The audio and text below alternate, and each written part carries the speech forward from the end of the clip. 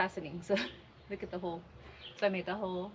I guess I didn't line it up correctly. So there's extra holes. That's okay. But now we're fastening it and getting it nice and tight and right. Tight and right. So let me do that.